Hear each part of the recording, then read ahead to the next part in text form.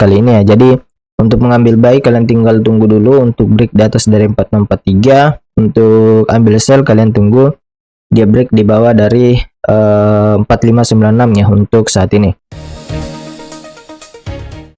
Oke, ini dia update pergerakan SHUSD hari ini, yang dimana kita lihat di sini harga sekarang berada di area support ya, yaitu support quote-nya di 4596 dan 4626 ya, yang dimana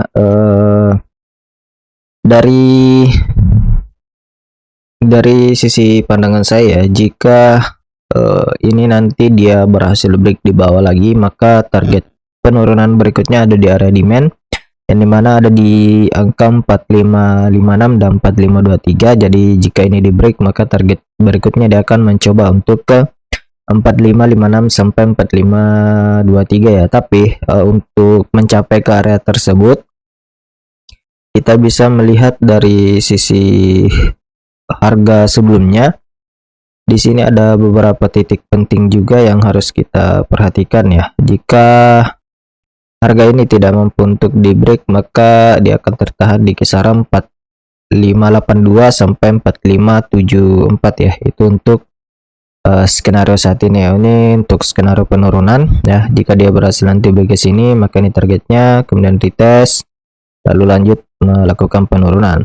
Nah, untuk kenaikannya akan seperti apa ya? Dia harus break di atas dulu dari, karena kan di sini ada area base ya. Ini kalau kita masuk ke time frame 15 menit, ini ada base area yang menandakan di sini terjadi drop base drop. Dari sini tadi juga dia membentuk drop, di sini membentuk dia base ya. Di sini membentuk base, kemudian drop, ini base lagi, drop, dan saat ini kalau dia bentuk base lagi, maka ada kompetensi drop lagi ke 4582 sampai 4574.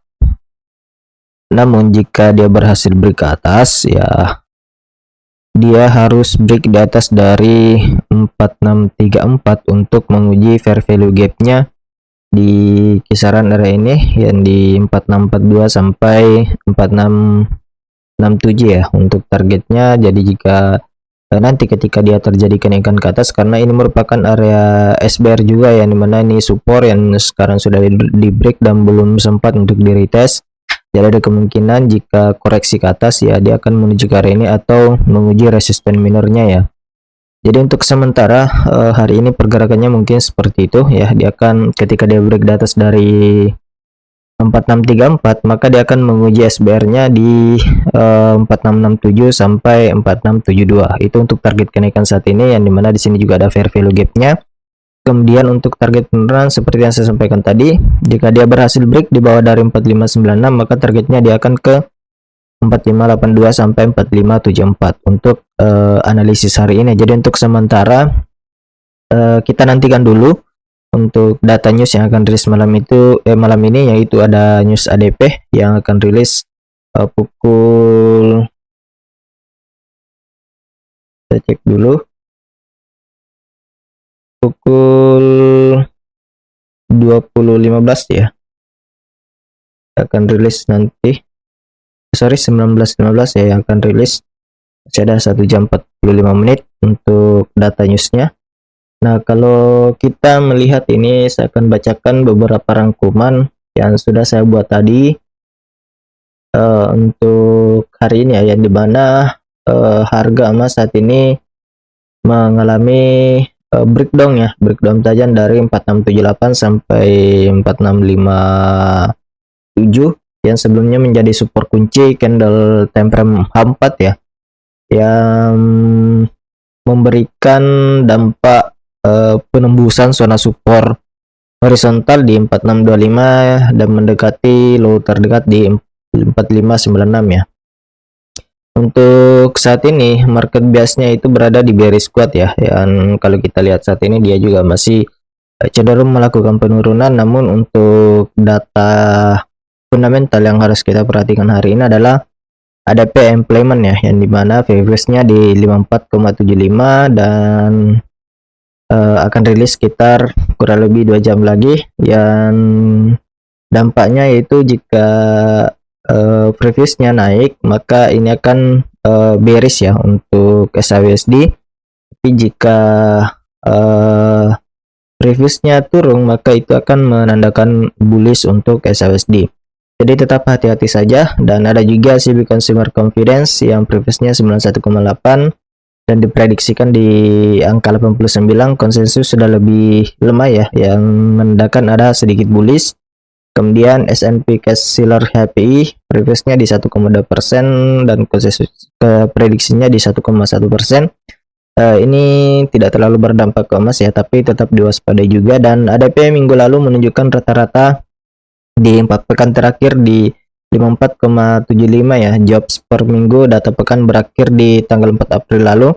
Nah, jika rilis hari ini mengkonfirmasi tren akselerasi tenaga kerja, pasar akan mengurangi ekspektasi pemangkasan The Fed ya. Tekanan bearish emas berlanjut. Konsensus CB Consumer Confidence yang sudah diprediksi turun ke 89 dari 91,8 yang memberikan sedikit ruang untuk data lemah yang bisa short cover emas. Jadi seperti itu untuk pantauan kita hari ini ya. Jadi ada 3 kunci juga yang harus kita perhatikan dan hari ini itu adalah ADP employment yang akan rilis malam ini. Satu-satunya event high impact hari ini ya, yang angka di atas 60k itu menandakan akan terjadi sinyal bearish untuk SLSD. Di bawah 40k potensial reversal ya.